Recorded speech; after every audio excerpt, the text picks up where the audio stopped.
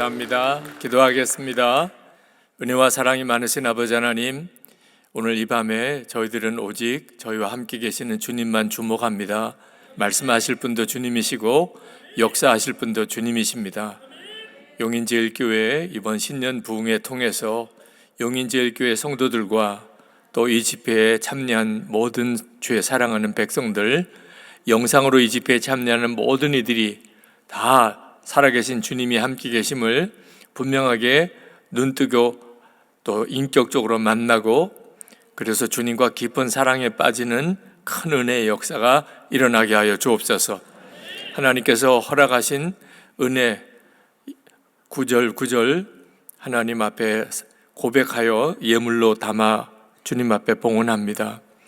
하나님, 이 은혜를 받았음을 고백하고 회개했음을, 또 우리의 믿음을 변화시키게 되었음을, 주님이 깨우쳐 주셨음을, 새로운 삶으로 인도해 주셨음을 고백하는 저들의 모든 감사의 제목들, 고백들이 저들의 영원한 것이 되게 해주시고, 그 말씀이 능력이 되는 삶을 실제로 살게 하시고, 말씀 자체이신 주님을 분명히 만나게 하시고, 주님과 온전히 동행하는 놀라운 삶을 살게 하여 주옵소서. 기도의 문도 활짝 열리고 믿음의 담대함도 생기고, 하나님의 깊고 놀라운 은혜 안에 들어가면서 육신의 병도 고침받고, 삶의 문제에서도 하나님께서 형통하게 하시고, 늘 주님이 함께 하시는 은혜의 눈이 열리게 하시고, 온 가족들이 다 구원을 받으며 우리의 자녀들이 더욱 믿음 안에 온전히 서게 하시고, 성도들이 일터에 함께 하셔서 돕고 베풀고 나누고 섬기며 사는 그런 복 있는 성도들의 삶을 살게 하여 주옵소서. 용인제일교회는 하나님의 부흥을 주시고, 이 교회만 아니고 한국교회 전체를 살려내는 교회가 되게 해 주시옵소서. 하나님의 놀라우신 은혜를 찬양드리며 우리 주 예수 그리스도 이름으로 축복하며 기도합나이다. 아멘. 할렐루야. 여러분을 찬양하고 또 기도하는 여러분들의 모습이 정말 너무 감사합니다. 저는 용인제일교회 부흥회, 여러 많은 부흥회 중에 한 부흥회이기도 하지만 나는 죽고 예수로 사는 사람이라는 이 복음을 하나님이 제 마음에 분명하게 믿어지게 하시면서부터 꼭 40년이 되는 해인 것 같습니다.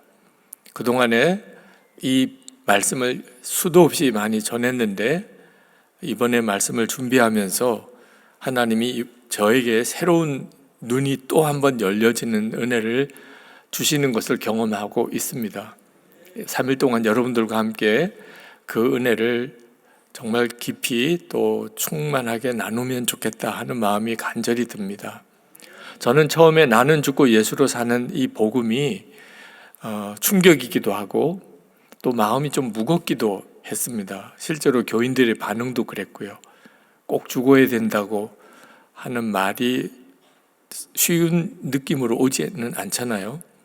예수를 믿으면 다 죽어야 되나, 뭐 이런 질문도 받기도 했고, 또 정말 그렇다면 왜 많은 목사님들은 또 그 말씀을 전하지 않으시나, 또 그런 점도 좀 혼란스럽기도 했습니다. 근데 하나님이 지난 한 40년 동안을 이 말씀으로 저를 다루시면서 나는 죽고 예수로 사는 사람은 율법이 아니라는 겁니다. 다시 말하면 너 죽어야 돼, 이런 말씀을 하고 계신 게 아니라는 거예요. 근데 많은 분들은 그렇게 받으세요.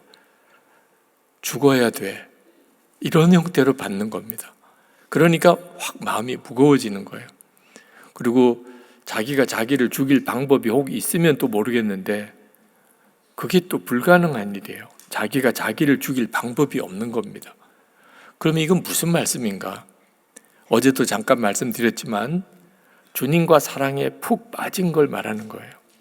여러분, 어떤 사랑과 사랑에 빠지는 것이 사랑에 빠지려고 노력해서 되는 겁니까? 나 저 사람하고 사랑에 빠질래, 그래서 그것 때문에 기도하고 노력해서 사랑에 빠지는 겁니까? 그냥 저절로 사랑에 확 빠지는 겁니다. 어떤 사람을 보았는데 그냥 내 마음이 홀딱 그 사람에게 가는 거죠. 내가 사랑에 빠졌나 봐. 누구가 이렇게 좋아지고 사랑스러워지는 것은 그냥 하나님의 은총으로 주어지는 사건처럼 주어지는 겁니다. 주님과의 사랑이 꼭 그와 같습니다. 그러므로 나는 죽고 예수로 사는 것은 우리가 쉽게 표현하는 표현으로 말하자면 엄청난 은혜를 받은 거예요. 이번 3일 동안의 부흥회가 여러분이 어느 순간에 그냥 저절로 나는 죽었어, 내 안에 이제 예수님이 사시고 계셔, 이런 고백이 나오게 되어지는 역사가 이 3일 동안의 부흥회의 하나님의 계획이라고 믿습니다. 그러니까 여러분은 받아들일 준비만 하시면 되는 겁니다. 죽으려고 비장한 결심을 하실 게 아니고 오늘은 꼭 죽고 가야 돼 이렇게 생각하지 마시고, 그러면 더 낙심하고 좌절이 돼요. 우리가 우리를 죽일 방법이 없습니다. 그런데 어느 순간에 그냥 나는 죽었어, 어느 순간에 그런 순간이 오느냐, 예수님이 정말 나와 함께 계시는 것이 분명하게 믿어지는 순간에, 그 순간에 그냥 나는 죽었다가 되는 거예요. 그래서 예수님을 인격적으로 만나는 일이 열쇠입니다. 여러분이 예수님을 믿으실 때 예수님은 살아계신 주님이고 여러분과 함께 계시는 것을 정말 인격적으로 만난 사람은 나는 죽고 예수로 사는 복음이 전혀 이상하지도 않고 힘들지도 않습니다. 자기 경험이니까. 마치 사랑하는 애인이 있는 사람이, 또는 아내나 남편이 있고 또 자식을 낳아 기르는 사람이 다 경험하는 거예요. 내 사랑하는 사람을 위해서 나는 죽을 수도 있어. 그런 마음이 사랑하는 마음이잖아요. 주님을 만난 사람이 그렇게 되는 거예요. 근데 나는 죽고 예수로 사는 복음이 아직도 나에겐 좀 생소한 느낌이 있으신 분들, 그건 이유가 하나입니다. 아직 예수님을 인격적으로 만난 건 아니에요. 교회를 다니기는 하고 예수님에 대해서 듣기는 했는데 주님을 만나지는 못한 거죠. 그러니까 놀라운 복음이 부담이 되어버리는 거예요. 요한복음 15장 5절에 예수님이 놀라운 말씀을 하셨어요. 주님은 포도나무고 우리는 가지라는, 우리가 주님 안에, 주님이 우리 안에 거하면 그러면 열매를 많이 맺나니. 열매를 많이 맺는 것은 내가 열매를 맺으려고 노력해서 맺어지는 게 아닙니다. 맺어지는 거예요. 그냥 열매를 많이 맺어지게 돼요. 그 말씀은 내일 이제 마지막 시간에 여러분에게 드리려고 하는데, 그 말씀을 전하는 것만으로도 저는 굉장히 마음이 지금이 흥분이 돼요. 내일 그 말씀을 여러분에게 전하게 되는 것 자체가 너무 행복해요. 근데 오늘 말씀을 지나지 않으면 내일 말씀이 이해가 안 돼요. 예수님 안에 거하고 예수님은 내 안에 거하시는, 그게 예수님을 믿는 거예요. 저는 어릴 때부터 이 요한복음 15장 5절 말씀을 수도 없이 들었어요. 제 어린 시절의 기억에 의하면 어린이들 예배드리는 그 예배실에 벽에 게시판들이 쫙 있었습니다. 그 게시판에 큰 포도송이가 수도 없이 그려져 있었어요. 제 이름에 포도송이가 하나 그려져 있어요. 교회 나오면 포도알 하나 준, 성경 암송하면 또 하나를 주고, 친구 데려오면 또 하나를 주고, 하여튼 그래서 예배 끝나고 나면 이제 그 포도알을 거기다가 이렇게 붙여요. 그래서 포도송이가 다 완성이 되면 공책 하나 주고, 연필 하나 주고.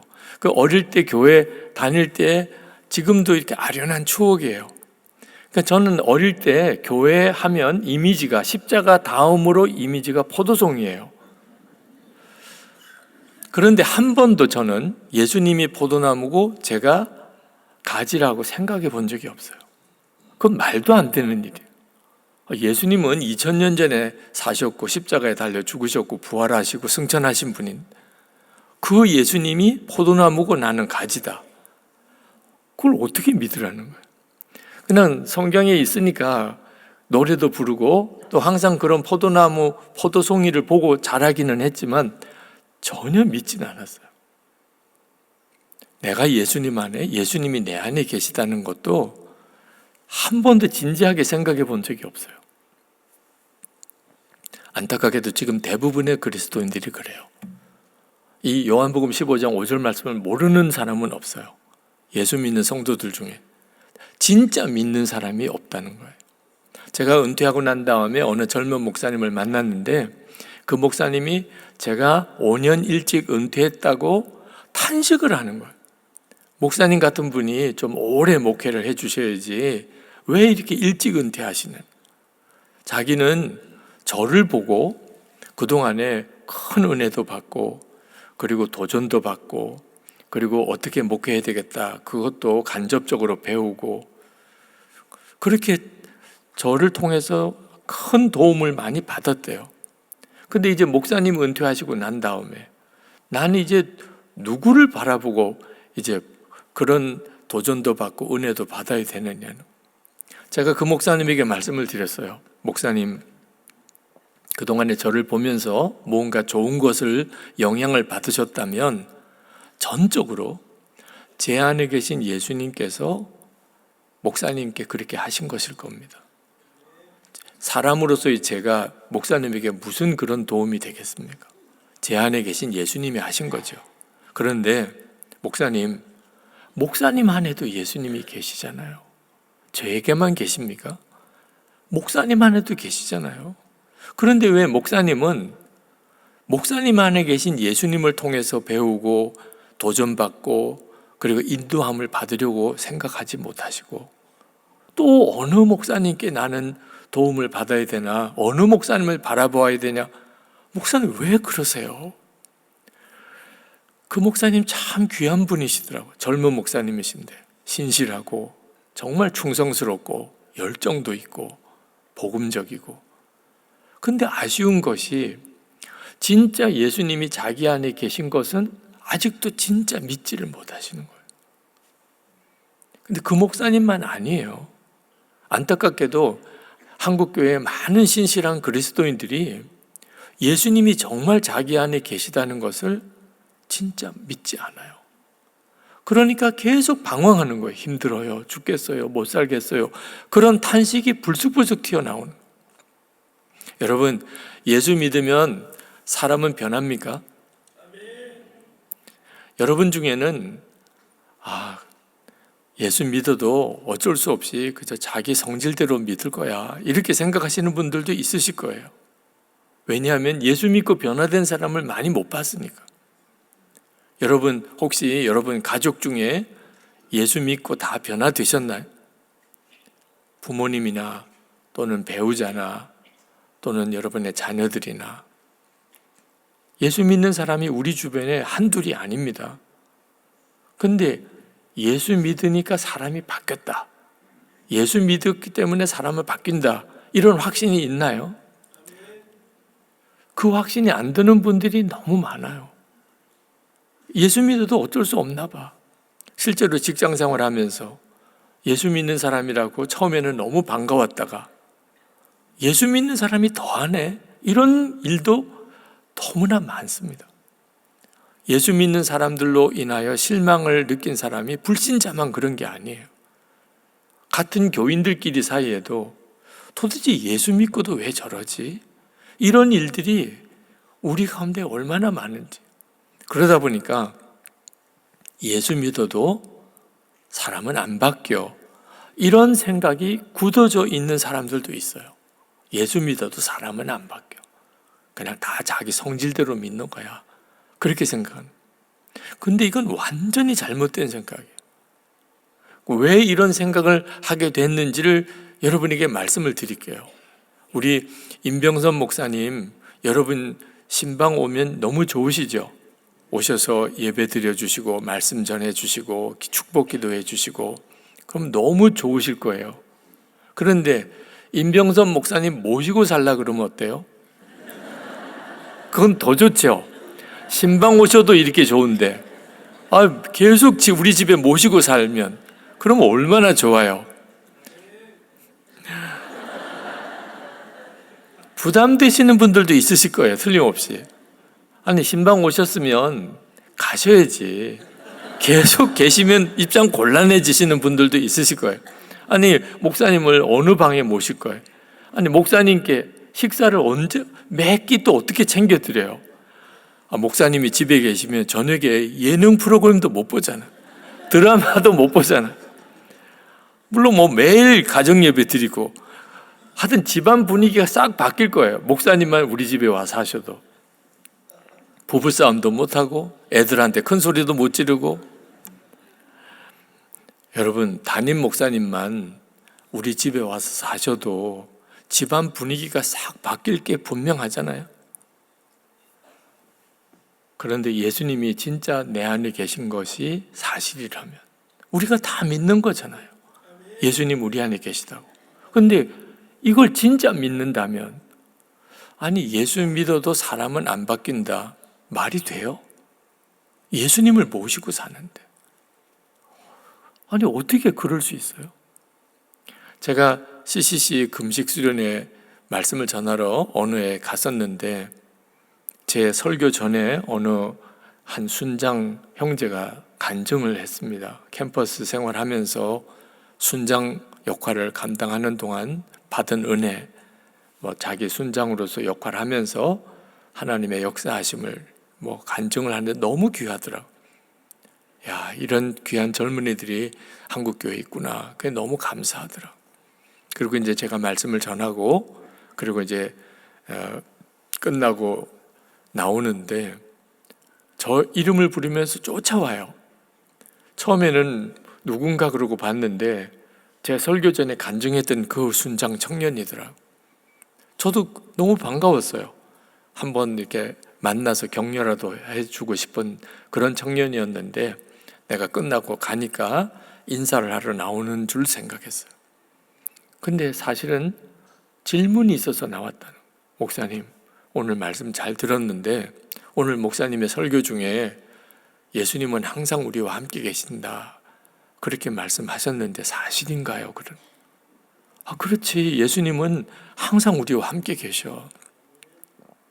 그랬더니 그 청년이 하는 이야기가, 자기는 자기가 주님 뜻대로 살면 주님이 자기 안에 계시지만 자기가 주님 뜻대로 살지 못하면 주님은 자기를 떠나시는 줄 생각했대.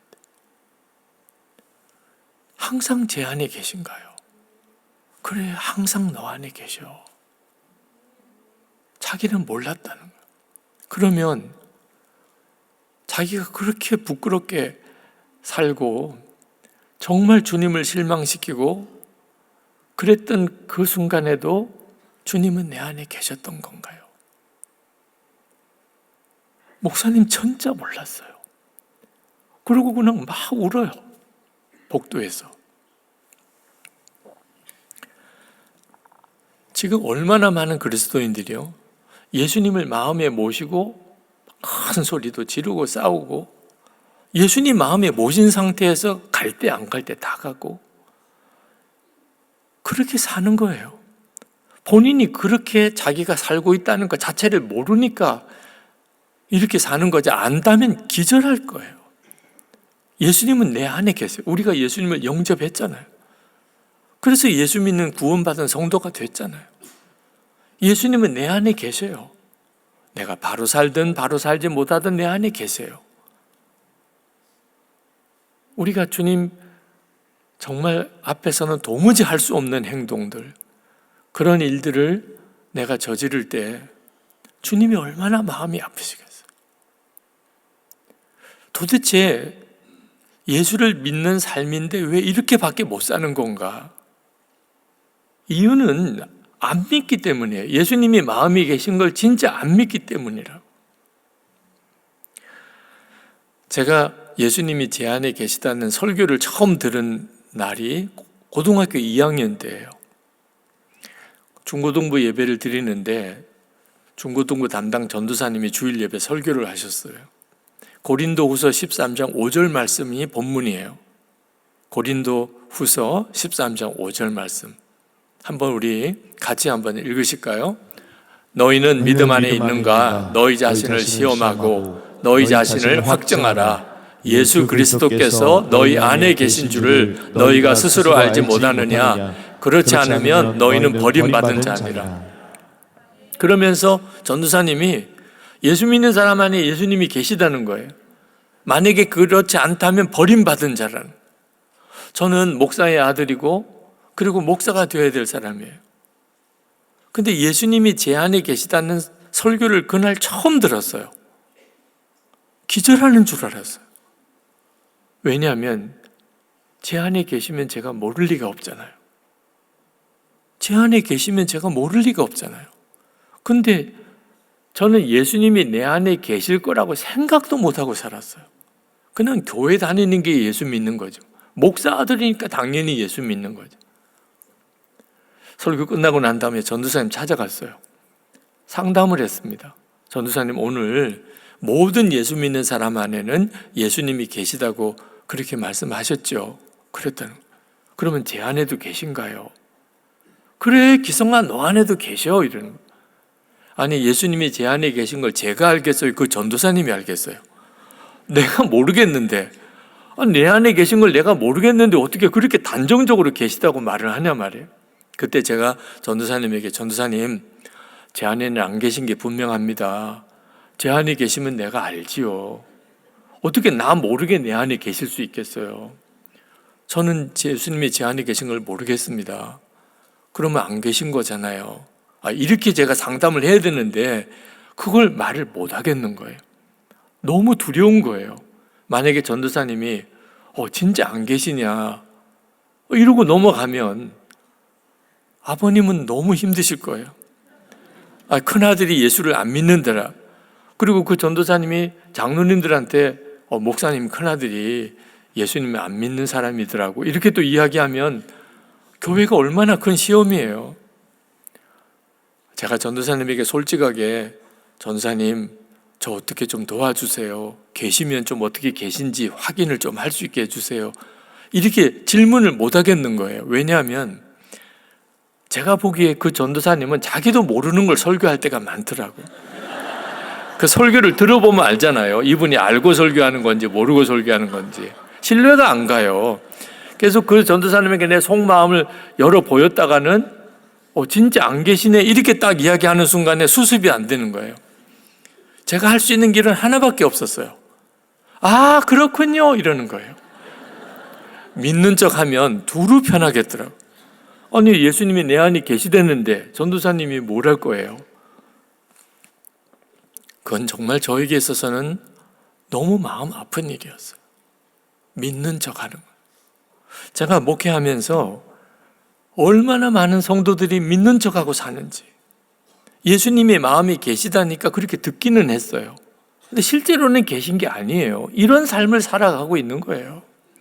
예수님의 마음이 계시다면 이렇게 살 수가 없어요. 예수님의 마음이 계신데 어떻게 부부싸움을 해요?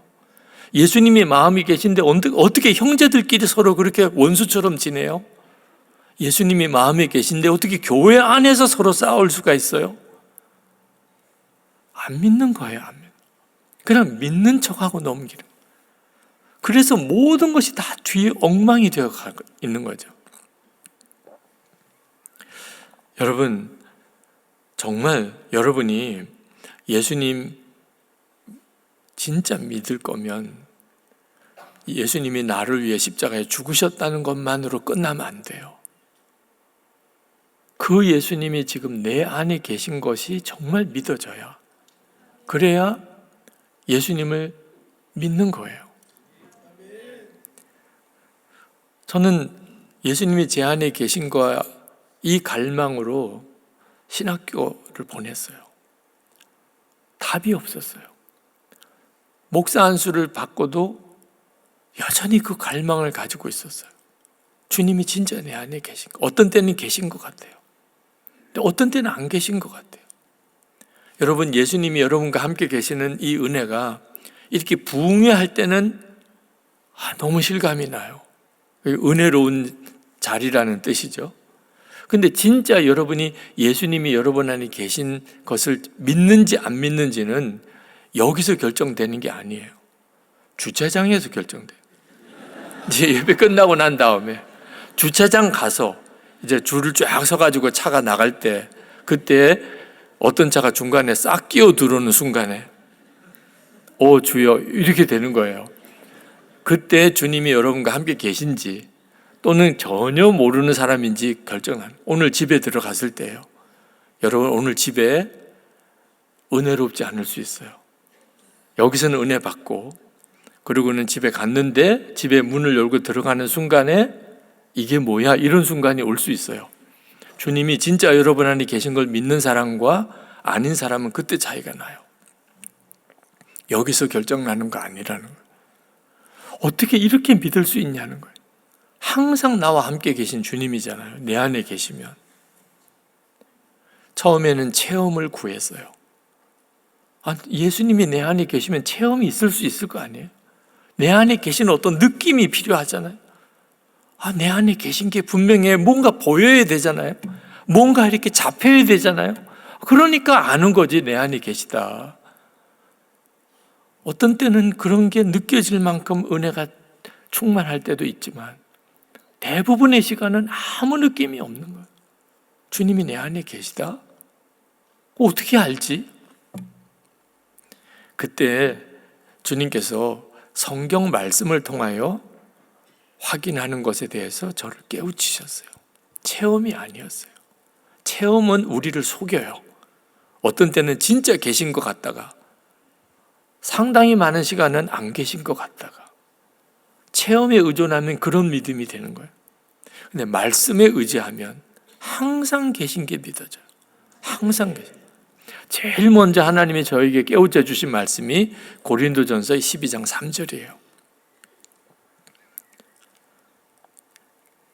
하나님의 영으로 말하는 자는 누구든지 예수를 저주할 자라 하지 아니하고 성령으로 아니하고는 누구든지 예수를 주시라 할 수 없느니라. 저는 예수님을 주님이라고 고백하는 것이 그렇게 엄청난 일인 줄 몰랐어요. 어릴 때부터 예수님은 주님이셨어요. 그런데 알고 보니까 이게 보통 놀라운 일이 아니에요. 성령께서 제 안에 계시니까 예수님을 주님이라고 하는 거예요. 만약에 성령이 계시지 않다면, 그러고 보니까 주변에 성령이 안 계신 사람이 많아요. 그 사람들은 어느 누구도 예수님을 주님이라고 안 해요. 와, 내 안에 성령께서 계신 게 너무 분명하구나. 저는 예수님을 너무나 분명하게 주님이라고 믿고 고백할 수 있는 사람이니까. 또 하나가 로마서 8장 15절 16절이에요. 우리가 양자의 영을 받았으므로 아빠 아버지라 부르짖느니라. 성령이 친히 우리의 영과 더불어 우리가 하나님의 자녀인 것을 증언하시나니. 저는 기도할 때 하나님 아버지 이렇게 부르는 것이 특별한 일인 줄 몰랐어요. 우리가 엄청난 은혜를 받고 있는데도 대부분 그걸 깨닫지 못하니까 놀라지도 않는 거죠. 그냥 당연히 하나님 아버지라고 부르는 줄 알았어요. 그런데 하나님을 안 믿는 사람도 너무 많고 믿어도 하나님을 아버지라고 못 부르는 사람도 있는 거예요. 그런데 나는 어떻게 하나님을 아버지라고 부르지? 여러분도 기도할 때 하나님 아버지 이렇게 불러주십니까? 이게 어떤 역사인 줄 아십니까? 여러분 안에 성령께서 오셔서 여러분 안에 계시다는 확실한 증거인 거예요. 성령이 양자의 영이시니까 정말 춤을 출 것처럼 기쁘더라. 어떤 체험을 따로 구할 게 없어요. 내 안에 계시구나. 주님이 정말 내 안에 계시구나. 고린도전서 2장 12절에 우리가 세상의 영을 받지 아니하고 오직 하나님으로부터 온 영을 받았으니 이는 우리로 하여금 하나님께서 우리에게 은혜로 주신 것들을 알게 하려 하심이라. 여러분, 하나님이 은혜를 주셔도 성령이 계시지 않은 사람은 몰라요. 성령이 계신 사람은 은혜를 깨달아요. 그래서 우리는 찬양할 때 은혜가 되는 거예요. 성령이 안 계신 사람은 찬양이 은혜가 안 돼요. 우리는 기도할 때 은혜가 돼요. 성령이 안 계신 사람은 우리가 이렇게 뜨겁게 기도하는 게 이해가 안 돼요. 주일 예배, 우리는 은혜가 되니까 주일 예배 와요. 성령이 안 계신 사람은 세상 없이 주일 예배 나오는 게 부담되고 귀찮고 싫어요. 부목사님 한 분이 시골 교회에서 담임하실 때 이야기를 하셨어요. 그 시골에 어르신들 많으신데 전도를 하고 싶은데 계기가 마땅치가 않았습니다. 그런데 한 번은 패션 오브 크라이스트라는 영화를 고난주간에 그 읍의 극장에서 상영을 한다는 광고를 보았습니다. 너무 좋은 기회. 그래서 마을 어른들에게 영화 보여주겠다고 광고를 하니까 다들 좋아서 따라오셨어요. 그래서 읍으로 모시고 가서 점심 짜장면 대접해드리고, 그리고 패션 오브 크라이스트 영화를 보여드렸어요. 예수님의 십자가에 고난당하시는 그 정말 리얼한 그 장면이 계속되어지는 영화를 함께 봤습니다. 그 목사님은 우리 마을 어른들이 이제야 예수님이 누구신지를 아실 거다. 예수님이 어떤 고난을 당하시고 우리를 위해 속죄하셨는지를 아실 거다. 너무 마음이 기대가 되는. 그래서 영화를 다 보고 난 다음에 이제 마을로 돌아오면서 그 승합차 안에서 이제 운전하면서 소감을 한마디씩 이야기하시라고, 영화 보신 소감을. 기대가 되어서 이제 부탁을 드렸어요. 짜장면도 먹었고 영화도 이제 보았고 하니까, 그러니까 소감을 이야기를 해야 되잖아요. 근데 처음 이야기하시는 어르신이 그런 이야기를 하시더래요. 사람 목숨 참 즐기더라. 기절하는 줄 알았대요. 아니 도대체 예수님의 그 고난의 영화를 보고 어떻게 저런 반응을 하실 수 있나요? 사람 목숨 엄청 즐기더라. 좀처럼 사람 안 죽는다는 거예요. 여러분, 성령이 계신 사람과 안 계신 사람이 어떻게 반응하는지를 이거보다 더 극명하게 보여주는 일도 없을 거예요. 여러분이 은혜 받는 게 그냥 괜히 되는 게 아니라니까. 말씀 들을 때 은혜가 되고, 찬양 들을 때 은혜가 되고, 기도하면 은혜가 되고. 이게 무슨 뜻이죠? 하나님께로 온 영을 받았다. 요한일서 4장 12절 13절에 어느 때나 하나님을 본 사람이 없으되 만일 우리가 서로 사랑하면 하나님이 우리 안에 거하시고 그의 사랑이 우리 안에 온전히 이루어지느니라. 그의 성령을 우리에게 주심으로 우리가 그 안에 거하고 그가 우리 안에 거하시는 줄을 아느니라. 그러니까 우리가 서로 사랑하면 우리 안에 하나님이 계십니다.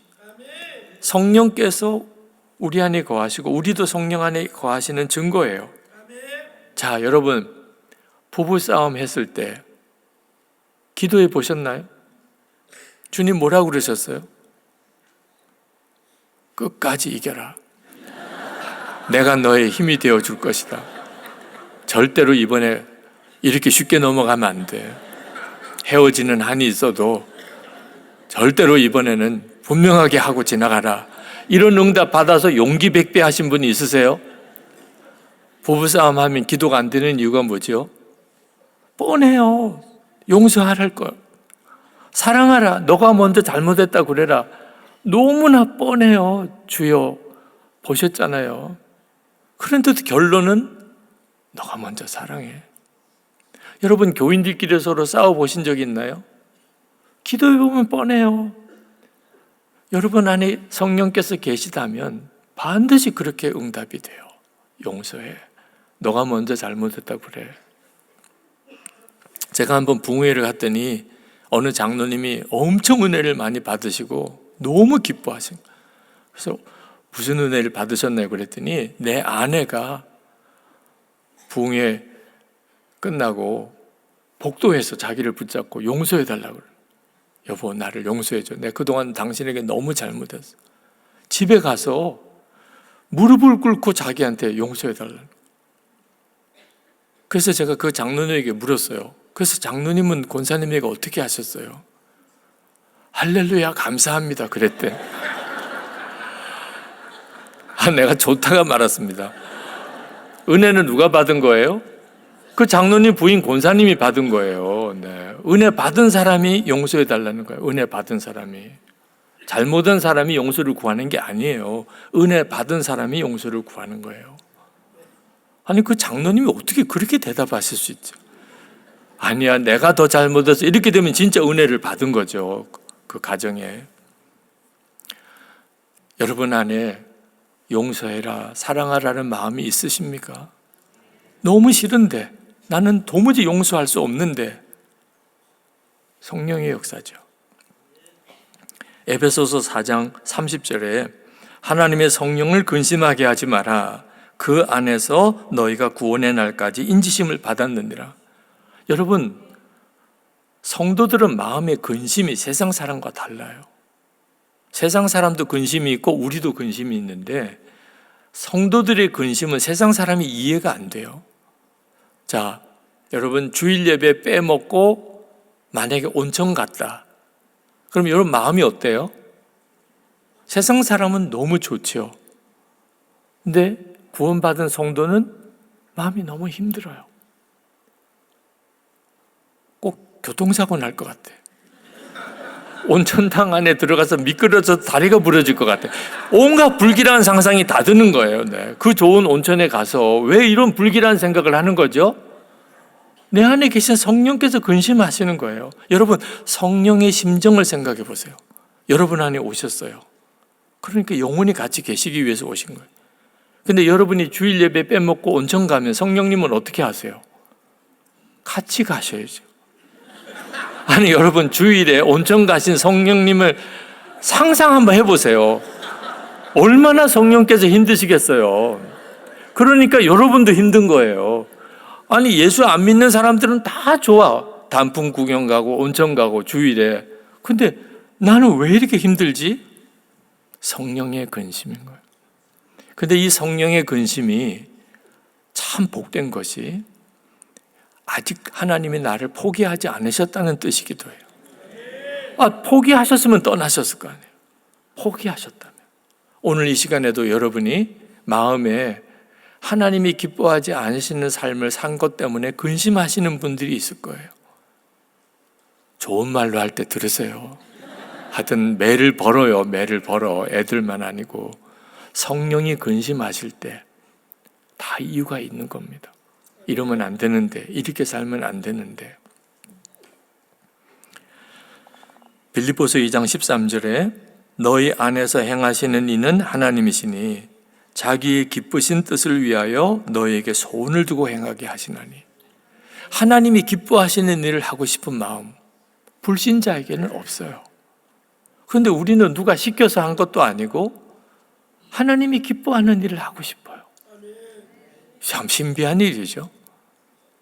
그러니까 그런 마음을 주셔서 선교사도 나가는 거고 또 이런 예배당도 짓는 거고 다 하나님이 기뻐하는 일을 하고 싶은 마음들이 우리 안에 일어나니까 하는 거예요. 그래서 아는 거예요. 아, 주님이 내 안에 역사하시는구나. 우리가 헌금하고 축복기도 해드리는 이유도 헌금을 왜 해요? 주님이 그럴 마음을 주시는 거잖아요. 당신의 기쁘신 뜻을 위하여 너희로 소원을 두고 행하게 하시나니.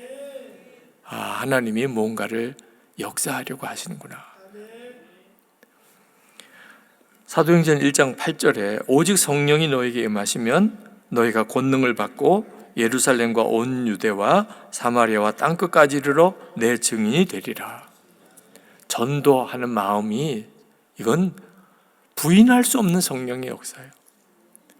예수 안 믿는 가족이나 또는 이웃이나 또는 친지들이나 예수 믿었으면 좋겠다. 도대체 이 마음이 어디서 나온 거예요? 여러분 주변에 예수 안 믿는 사람 예수 믿었으면 좋겠다는 생각 해본 적 있으십니까? 그 마음이 어디서 온 거예요 도대체? 성령이 너에게 임하시면 내 증인이 되리라. 자, 그러니 나는 아직까지 예수님 만나본 적도 없어요. 주님을 인격적으로 나는 알지 못해요. 혹시 그러셨던 분이 있다면 이제는 그 말이 완전히 사라지게 되길 바랍니다. 예수님이 내 마음에까지 와 계신데, 지금 내 마음에 이렇게 와 계신데 어떻게 예수님을 못 만났다고 이야기를 하죠? 이보다도 더 인격적인 관계가 어디 있어요? 예수님이 내 마음에 와 계신데. 주님, 그렇습니다. 제가 주님을 정말 놀랍게 알고 있군요. 나는 포도나무고 너희는 가지라. 그가 내 안에 내가 그 안에 거하면 우리에게 다 이루어진 말씀이에요. 저는 그걸 너무 몰랐었어요. 말씀을 계속 읽으면서도 이 말씀이 내게 그대로 이루어졌다는 사실을 너무나 몰랐던 거예요. 그러니까 항상 신앙생활이 답답하기만 했어요. 여러분 중에 이런 질문 하신 분도 있을 거예요. 예수님이 진짜 그렇게 우리 안에 계시다면 왜 역사를 안 해주십니까? 역사를 안 하시는 게 아니에요. 역사를 못 하시는 거예요. 여러분 안에 와 계신데 역사를 못 하시는 거예요.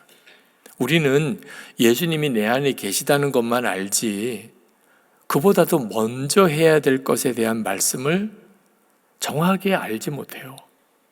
그게 뭐냐면 우리도 주님 안에 거해야 된다는 거예요. 요한복음 15장 4절에 이렇게 말씀하고 있습니다. 내 안에 거하라. 분명히 그렇게 말씀하셨어요. 내 안에 거하라. 나도 너희 안에 거하리라. 그러니까 예수님이 내 안에 거하시는 것 전에 우리가 먼저 해야 될 게 있는 거예요. 그게 예수님 안에 거하는 거예요. 자, 그렇다면 예수님 안에 거하는 거는 어떻게 하는 거죠? 자, 예수님 안에 거하는 건 어떻게 하는 거예요? 여러분이 기차를 타면 그러면 여러분은 그냥 앉아 있기만 하죠. 그러면 기차가 여러분을 목적지까지 데려다 줘요. 비행기에 타면 비행기가 여러분을 일본이나 저 마닐라나 미국이나 데려다 줘요. 완전히 나는 다 맡겨버리는 거예요. 그러니까 예수님 안에 거한다는 말은 이제는 예수님 마음대로 내 모든 것을 다 맡겨버리는 거예요. 내 생각, 내 계획, 내 목적, 내 소유, 내 생명까지 이젠 주님 마음대로 주님 안에 완전히 맡기는 거예요. 갈라디아서 2장 20절 어제 저녁에 말씀드린 이제는 내가 사는 거 아니에요. 이제 내가 사는 거 아니에요. 그게 예수님 안에 거하는 거예요.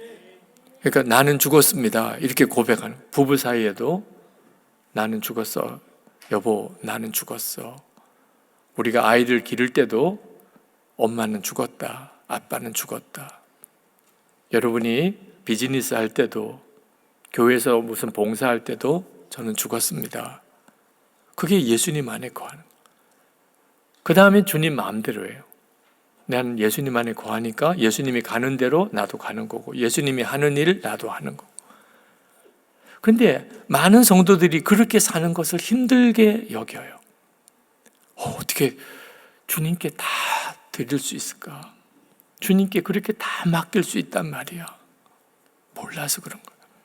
실제로 예수님이 어떤 분인지를 모르니까 예수님께 다 드리고 다 맡기고 나는 죽었습니다 고백하고 사는 것이 힘든 일인 것처럼 생각이 드는 거예요. 여러분, 예수님 안에 거하지 않으니까 힘든 거지 예수님 안에 거하는 게 힘든 게 아니에요. 제가 한 번은 어느 교회 부흥회를 갔는데 낮 집회가 끝나고 목사님이 이제 점심 대접 하신다고 저를 이제 데리고 나가시는데 로비에서 어느 집사님인지 예배당에서 울면서 내려오시다가 저를 보고는 그 로비 현관에서 저에게 달려와서 무릎을 꿇고 기도를 해달라는 거예요. 당연히 뭐 부흥 강사에게 기도해달라는 요청할 수 있지만 현관에서 그렇게 무릎을 꿇고 기도해달라는 건 좀 특별하잖아요. 그것도 울면서. 그래서 무슨 기도 제목이 있으신가요? 이렇게 물었더니 지금 딸이 정신병원에 있다는 거예요. 근데 딸에게 가서 너가 이렇게 정신병원에 있게 된 게 엄마 때문이다. 엄마 용서해라. 그 말을 하려고 지금 가려고 한다는 거예요. 그냥 기도하기에는 뭔가 이렇게 기가 막힌 사연이 있어 보여요. 그래서 식사는 조금 늦게 하더라도 좀 이야기를 듣고 기도해 드리자고. 그래서 목사님 방에 다시 가서 그 집사님 이야기를 들었어요. 사업하시는 분인데 자동차 정비업을 하시는 분인데 꽤 크게 하시는 분이에요. 근데 사업을 크게 하다 보니까 주일 예배만 겨우 나오시는 정도밖에는 신앙생활을 못 하시는 분이셨어요. 근데 유일한 낙이 딸인데 딸이 얼굴도 이쁘고 교회도 잘 다니고 말도 잘 듣고 공부도 잘하고 뭐 부족함이 없죠. 그 딸 보는 게 기쁨이야. 딸 하나가.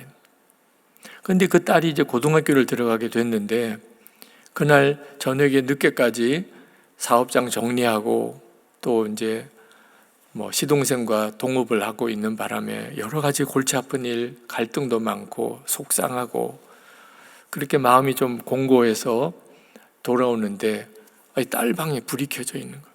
밤 12시 가까이 와졌는데 아직까지도 공부를 하는 게 너무 기특한 거예요. 그래서 아직도 공부를 하니 그러고 방문을 이렇게 열었는데 세상에 딸이 컴퓨터에 음란 영상이 딸의 책상에 있는 컴퓨터에 떠 있는 거예요. 음란물을 보고 있는 거예요, 딸이. 그냥 그 집사님이 그냥 쓰러졌어요. 상상도 못하네. 아니, 어떻게 고등학교 1학년 된 딸이 그럴 수 있나? 어떻게 이런 걸 볼 수 있나? 그날 밤 엄마도 딸도 못 잤어요. 그 집사님은 딸에게 너 이젠 끝났어. 너 어떻게 이럴 수 있니? 아니, 엄마가 그렇게 울고 소리 지르고 그러는데 딸은 잘 수가 있나요? 딸은 딸대로 그날 처음 그런 음란물을 본 날이에요. 학교를 갔는데 친구들이 이야기를 하는데 너무 호기심이 생겨요. 또 친절하게 또 어떻게 하면 또 볼 수 있는지 다 가르쳐줘요.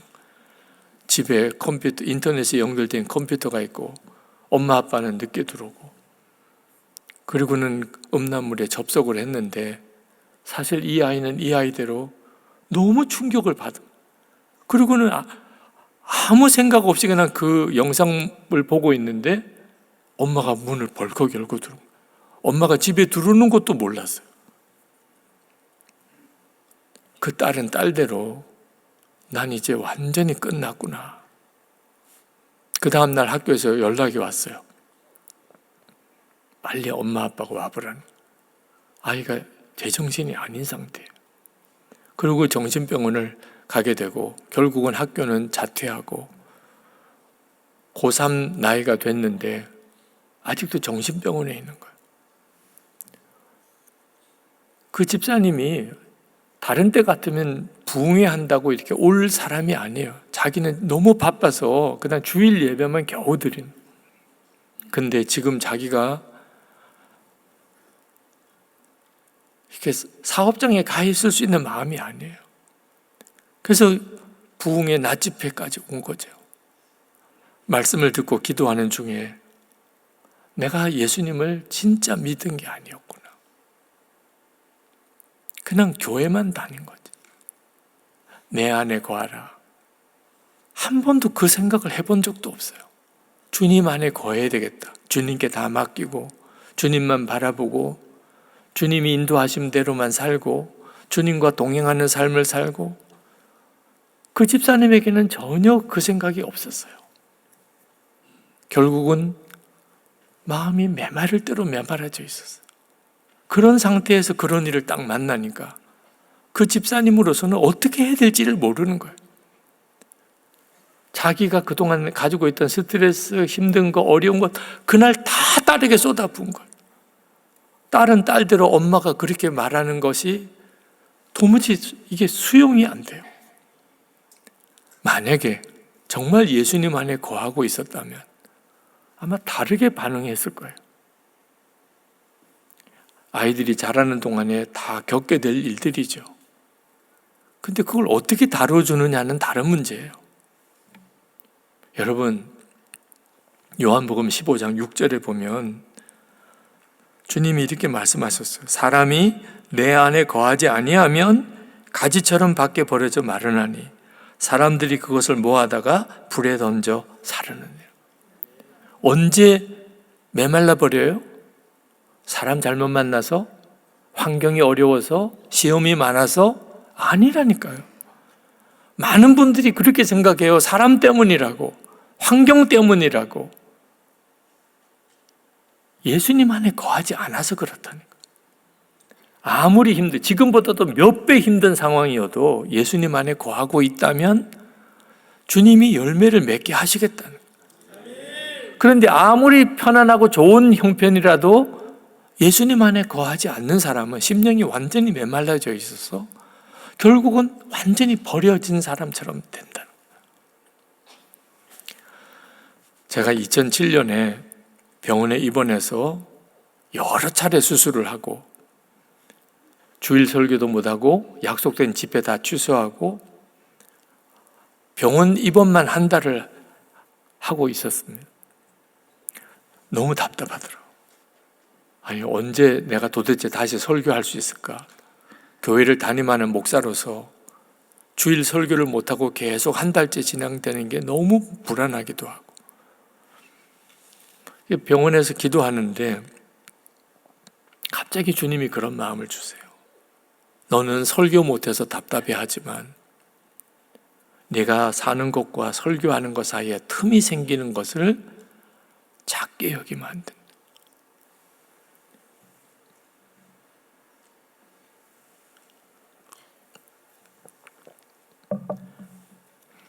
주님이 생각하는 것과 제가 생각하는 게 너무나 다르더라고요. 저는 할 수 있는 대로 하나님 말씀대로 살면서 설교하는 설교자가 되기를 원했지만 그게 마음대로 되는 게 아니잖아요. 나는 살지 못하지만 성경 말씀이 그러니까 설교해야 되고. 여러분 이해하시죠? 목사가 그럴 수도 있다는 걸. 그죠? 다 설교한 대로만 살지 않아도 된다. 설교는 했지만 그렇게 살지 못할 수도 있다, 목사가. 우리 용인제일교회 성도들은 다 이해하시죠? 괜찮죠? 마음이 씁쓸하십니까? 저는 그렇게 생각을 하고 있었던 것 같아요. 그날 그 말씀이 제게 충격이 되었던 것. 안 된다는 거예요. 안 된다는 거예요. 말씀 전하는 것과 사는 것 사이에 틈이 생기는 것을 절대로 작게 여기지 말라. 그 이후에 한국교회에 이런저런 스캔들이 막 터지는 일이 벌어졌어요. 세상 뉴스에도 나오고, 이제는 교인들, 크리스천들이 예수 믿는다고 말하기도 조금 민망할 정도의 그런 사회 분위기가 어느덧 되어 가고 있었습니다. 그때 2007년에 그때만 해도 그런 일이 없었어요. 근데 그 말이 저에게는 계속 지금도 생생히 주님이 들려주시는 말씀. 문제는 어떻게 말씀대로 설교, 말씀대로 살면서 설교할 수 있나요? 그만둬야 되겠다. 설교자로서 나는 그냥 강단에서 내려와야 되겠다. 그게 차라리 저가 마음 편할 것 같더라고요. 근데 하나님께서 저에게 아무리 내가 육신적으로 연약해도 제 속 육신은 여전히 정욕이 있고 또 여전히 욕심도 많고 거짓되고 교만하고 혈기도 있고 성질도 있고 음란하고 저는 육신적으로는 여전히 그런 죄성을 가지고 있지만 그럼에도 불구하고 하나님의 말씀대로 살 수 있는 길이 하나 있다는 거예요. 천안에 가면 유관순 체육관이라고 있습니다. 큰 체육관이에요. 그 체육관에 연합 집회가 열렸는데 설교를 부탁받았어요. 교인들이 체육관에 가득 둘러 앉았습니다. 찬양이 얼마나 뜨거운지, 기도가 얼마나 뜨거운지 카메라들이 곳곳에서 강단을 비추고 있어요. 제가 그 강단에서 이제 설교를 해야 될 시간이 다가왔습니다. 그리고 성도들 앞에 설교단에 섰어요. 여러분들처럼 저를 이렇게 쳐다보는 사람들을 보는데 얼마나 무서운지. 여러분 눈이 무서워요. 아마 여기 이렇게 나와 서 보면 이 자리가 보통 자리가 아니라는 걸 알 수 있어요. 사람들이 저를 쳐다보고 있는 거예요. 여러분, 이런 자리에서는 물도 사실 쉽게 마시기가 어려워요. 제가 이렇게 물을 마시면 말은 안 해도 목마른가 봐. 그게 막 들려요. 네, 말을 꼭 해야 들리는 게 아니에요. 이렇게 수건을 이렇게 닦으면 더운가 봐. 사람들이 그렇게 저를 쳐다보고 있는 바로 그 자리에 서 있는 바로 그때 그 말씀이 생각이 나는 히브리서 12장 1절 말씀이에요. 우리에게 구름같이 둘러싼 허다한 증인들이 있으니 정말 딱 이 상황이구나. 여러분, 예수 안 믿는 사람에게는 은밀한 시간이 있어요. 그러니까 은밀한 죄를 짓고 사는 거죠. 근데 예수 믿는 우리들은 은밀한 시간이 없어요. 은밀한 장소가 없어요. 어느 누구나, 예수를 믿는 성도라면 어느 누구나 구름같이 둘러싼 허다한 증인들이 지켜보는 가운데 살고 있어요. 우리가 하나님 말씀대로 살면 박수 소리가, 응원 소리가 들려요. 우리가 정말 부끄러운 일 아무도 안 본다고 내가 은밀한 죄를 짓고 부끄러운 짓을 하면 탄식 소리가 들려요. 아무도 안 보는 게 아니야. 우리가 다 보고 있어. 너 그렇게 살면 안 되는 거야. 여러분, 그 사실을 아셔야 돼요. 그때 알겠어요. 아, 내가 아무리 죄성을 가지고 있어도 이렇게 사람들이 나를 둘러보고 있는 가운데 있을 때 어떻게 죄를 지어요? 사람들이 이렇게 보고 있는데. 더 중요한 것은 내 안에 계신 예수님이 내 마음까지 알고 계세요. 믿음의 주요 온전케 하시는 이인 예수를 바라보자. 히브리서 12장 2절에 내 마음의 생각까지 주님이 다 알고 계신 거예요. 그때부터 예수 동행 운동을 하기 시작을 한 거예요. 저도 그렇지만 우리 교회 성도들이 어떻게 하면 하나님의 말씀대로 살 수 있을까? 예수님이 마음에 계신 것을 진짜 믿게 될 때, 정말 믿어질 때, 그때부터 모든 게 달라지는 거예요. 남편과 아내만 있다고 생각할 때는 별의별 싸우고 하도 주님이 같이 계세요. 내 안에 주님이 계세요. 담임 목사님만 집에 와서도 부부싸움 못 하잖아요. 예수님 내 안에 계신데 주님 나와 함께 계신 것을 정말 알게 되면 아이들을 대하는 마음과 말이 달라져요. 그래, 그렇게 살아보자. 그래서 예수 동행 일기를 쓰기 시작을 한 거예요. 성도들에게 매일 주님을 주목하고 살아보시라고, 그걸 매일 기록했고 일기를 써보시라고. 그래서 예수 동행 일기를 쓰게 된 거예요. 제가 은퇴를 일찍 하고 지금 이렇게 여러 교회들을 다니면서 예수 동행 운동을 하게 되는 것도 바로 그 까닭이었어요.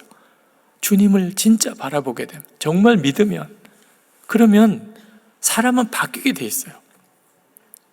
제가 2003년 11월에 선한목자교회 부임을 했는데 교회가 총체적인 어려움 속에 빠졌어요.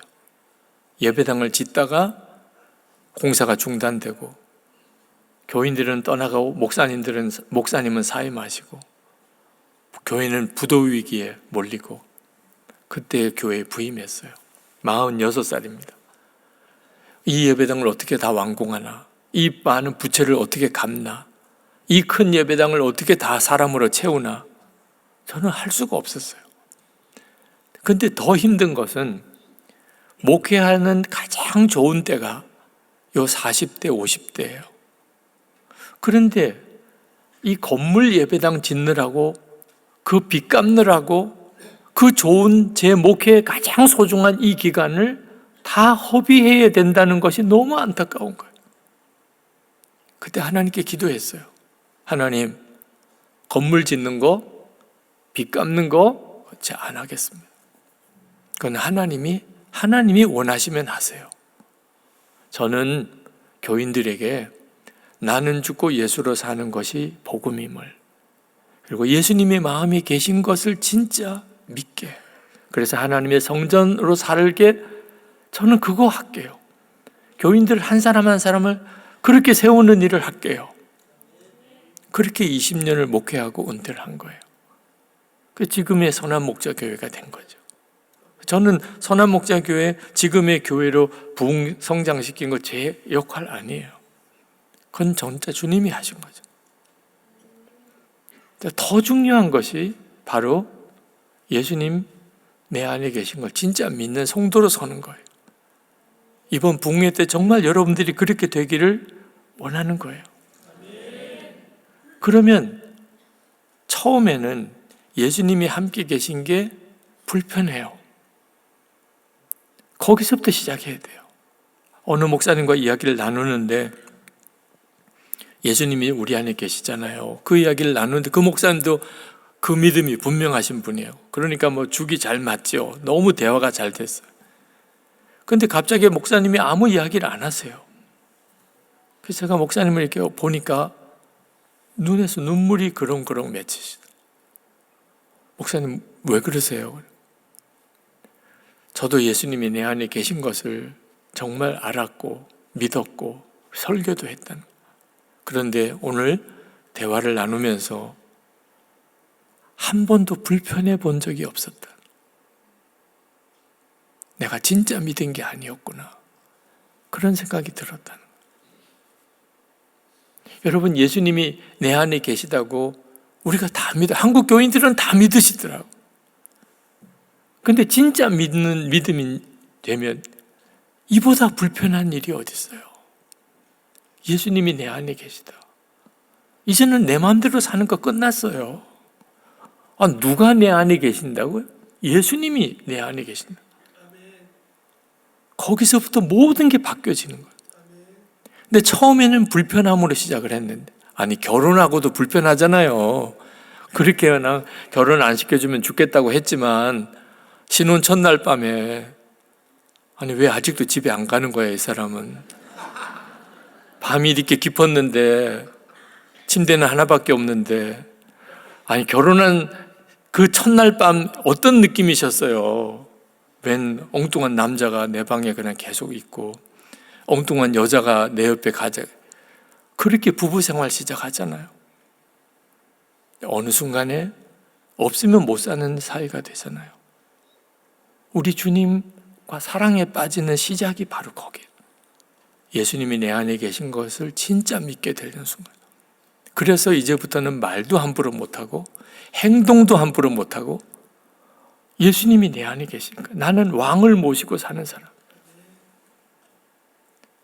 거기서부터 예수 믿는 성도의 삶이 반듯해지는 거예요. 그리고 말할 수 없는 은혜를 누리게 돼요.